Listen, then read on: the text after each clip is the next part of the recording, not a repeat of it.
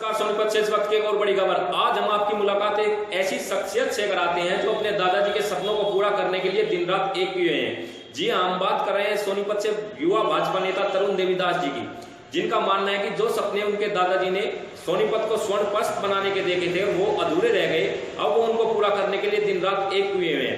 तो मुलाकात करते हैं भाजपा के युवा नेता तरुण देवीदास जी से। धन्यवाद देता हूं एवं संपूर्ण हरियाणा प्रदेश वासियों को, साथ में सोनीपत जिला वासियों को करवा चौथ, भैया दूज, दीपावली एवं छठ पूजा की हार्दिक शुभकामनाएं देता हूं। जी तो आपको अगर बताऊं, बाबूजी का राजनीतिक जो शुरुआत है साल 1961 में हो चुकी थी। ये एक बहुत ही रोचक बात है, अगर मैं आपसे साझा करूं।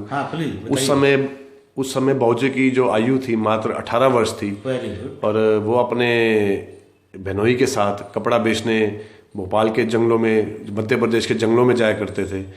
एक वाक्य है कि जब वो नई दिल्ली रेलवे स्टेशन पे थे और लघु शंका का बहाना कह के वो अपने बहनोई को ये कह के कि मैं अभी 5 मिनट में आया, और वो आए नहीं, वो अपना सामान नई दिल्ली रेलवे स्टेशन पे छोड़ आए।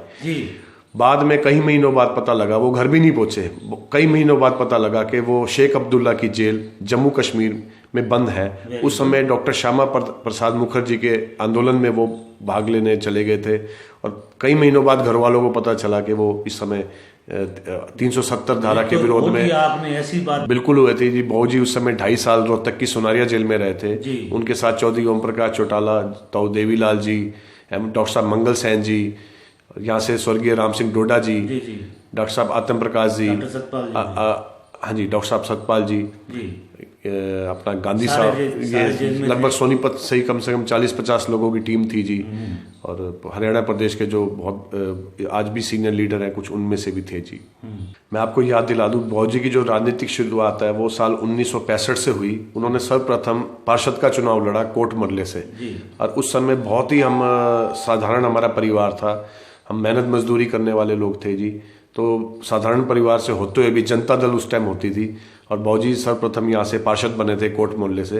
वो पहली बार विधायक बने साल 1977 में, फिर बने 1982 में, फिर बने 1987 में। आपको तो बहुत अच्छा। उन्होंने पंडित जी चंजीलाल जी को हराया, 1982 में ठक्कर मोहन लाल जी को हराया, और 1987 में श्यामदास मुखीजा जी को हराया। आपको बताता हूँ, बाबूजी हमेशा एक ही बात कहते थे, आमतौर पे नेता लोग जनता पे सिर्फ चुनाव के दरमियान विश्वास करते हैं कि भाई ठीक है, ये मेरा आदमी है, ये मेरे को समर्थन देगा, ये मेरे को वोट देगा।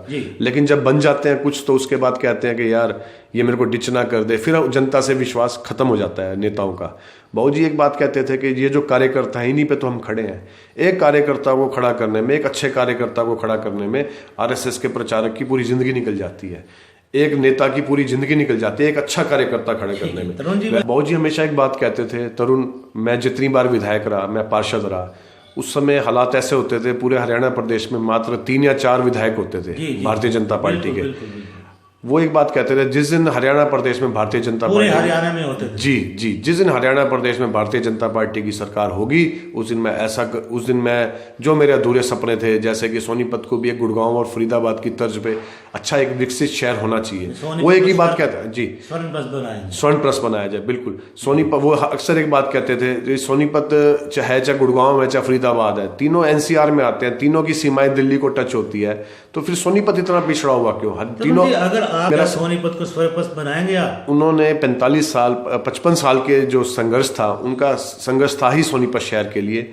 उन्हीं के सपने को पूरा करने के लिए हम इस समय हम अग्रसर हैं। हमारा जो इस टाइम पहला मुद्दा है सोनीपत को स्मार्ट सिटी के दायरे में लाने का, मेरे से पहले किसी भी भारतीय जनता पार्टी के नेता ने ये मुद्दा नहीं उठाया, या किसी भी और नेता ने, किसी भी दल के किसी नेता ने ये मुद्दा नहीं उठाया। मैं आपको बता दूं, चाहे गुड़गांव है, चाहे फरीदाबाद है, चाहे नोएडा है, चाहे गाजियाबाद है, चाहे सोनीपत है, ये दिल्ली एनसीआर क्षेत्र में आते हैं, लेकिन ये बाकी जितने भी शहर है ये स्मार्ट सिटी में है, लेकिन सोनीपत स्मार्ट सिटी में नहीं है। उसका जो नतीजा है, हमारी जो नगर निगम है उसको जो भी रेवेन्यू कलेक्शन है उसी से काम चलाना पड़ रहा है। वो जितना भी है 30 करोड़ है, 40 करोड़ है, 50 करोड़ है, उससे तो हमारे सैनिटेशन के खर्चे और जो नगर निगम के और खर्चे हैं, मुश्किल से तो निगम के ही खर्चे निकल पाते हैं। अगर सोनीपत स्मार्ट सिटी के दायरे में आता है तो हमें केंद्र सरकार से, प्रदेश सरकार से एक विशेष पैकेज मिलेगा, वो लगभग 1200 करोड़ का होगा। तो ये तो भली बात ही, एक स्वाभाविक बात है, जो काम 1200 करोड़ में होने हैं वो 30-40 करोड़ में नहीं हो सकते। तो तुरंत सोनीपत को निश्चित ही स्मार्ट सिटी बनाया जाएगा। और सोनीपत की इस समय जो सबसे बड़ी समस्या है वो एक तो मैं कहूँगा सीवरेज को लेके है, कुछ जगह सड़कों की मरम्मत को लेकर भी है। आज तक बहुत से सोनीपत में अभी भी बहुत से स्थान ऐसे हैं जहां आज तक भी नालियां हैं, जहां आज तक कभी सीवर डले ही नहीं। तो इसका पीछे एक बहुत बड़ा कारण जो है वो ये रहा है, अगर विधायक या कांग्रेस का रहा तो केंद्र में और प्रदेश में बीजेपी की सरकार। और पहले जब बाबूजी विधायक होते थे भारतीय जनता पार्टी के, तब यहाँ पर उल्टा होता था कि तब केंद्र और प्रदेश में कांग्रेस की सरकार होती थी। अगर पार्टी का मेरे पे आशीर्वाद होगा, अगर संगठन की मेरे को मंजूरी होगी, तो मैं तो 24 घंटे के नोटिस में चुनाव लड़ने के लिए तैयार हूँ। हमारा परिवार तो 55 साल से इस शहर की जनता से जुड़ा हुआ है। मैं तो 24 घंटे के नोटिस में मेरी तैयारी है। पहले मैं एक बात कहूँगा, पिछले 6 महीने कोरोना काल का समय रहा। कोरोना अभी भी अपने पैर पसारे हुए है, तो कोरोना को सीरियसली लीजिए, इसको हल्के में ना लीजिए। दिवाली अवश्य मनाएं, लेकिन सोशल डिस्टेंसिंग का जरूर पालन करें। और आप सभी का ये आने वाले त्यौहार मंगलमय हो। और मैं पूरी आशा करता हूं कि इस कोरोना की महामारी की कोई ना कोई वैक्सीन भी बहुत ही जल्द हमारे बीच होगी, क्योंकि आप लोग जानते हैं इस कोरोना से हमारा एक अलग ही संघर्ष रहा है। पिछले 6 महीने से हमने शहर के हर एक कोने को सैनिटाइज किया है, और निश्चित ही ये जो मेरी कोरोना से लड़ाई है ये जारी रहेगी जब तक कोरोना महामारी की कोई वैक्सीन नहीं आ जाती।